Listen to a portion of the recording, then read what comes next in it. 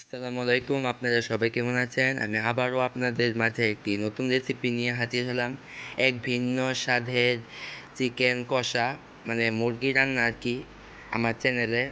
তো এখানে পেঁয়াজগুলোকে আপনারা আগে ব্রাউন করে ভেজে নেবেন। আমার আম্মু আগে এগুলোকে ভেজে নিয়েছে, ভেজে নিয়ে তারপর চিকেনগুলো দিয়ে তার ভিতরে আদা বাটা, রসুন বাটা আর পেঁয়াজ বাটা দিয়ে দিয়েছে।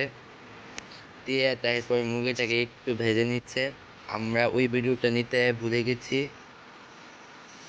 তো আপনারা এখান থেকে দেখে নিন। ভিডিওটায় কিছু সমস্যা হয়েছে, আপনারা একটু ম্যানেজ করে নেবেন। তারপর আমরা হলুদের গুঁড়ো দিয়ে দেবো পরিমাণ মতো, হলুদের গুঁড়ো দিয়ে তারপর দিয়ে দেবো লবণ, মরিচের গুঁড়ো, জিরার গুঁড়ো, ধনের গুঁড়ো,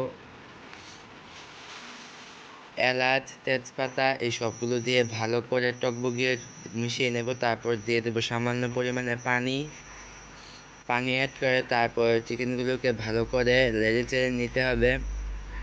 এটা কিন্তু আমরা রোস্টের মতন রান্নাটা রাঁধছি।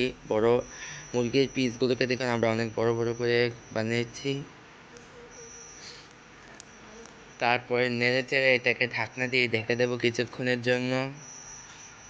তারপর ঢাকনা দিয়ে ঢেকে তারপর ঢাকনা খুলে আবার নেড়ে চেড়ে নিতে হবে। দেখুন আমরা নেড়ে চেড়ে নিয়েছি, এখন দেখছি নুন হয়েছে কিনা। তারপর নুন হয়েছে বুঝলাম, এখন আমরা ঢাকনা দিয়ে ঢেকে দেবো। ঢাকনা কোথায় আসছে না কেন? ঢাকনা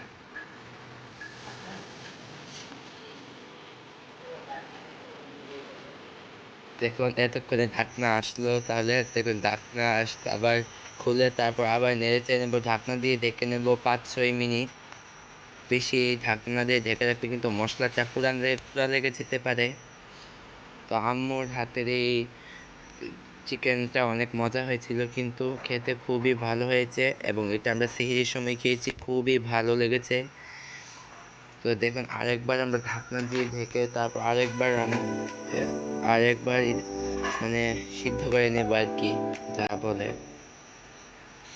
তো দেখুন রান্নাটা প্রায় হয়ে এসেছে।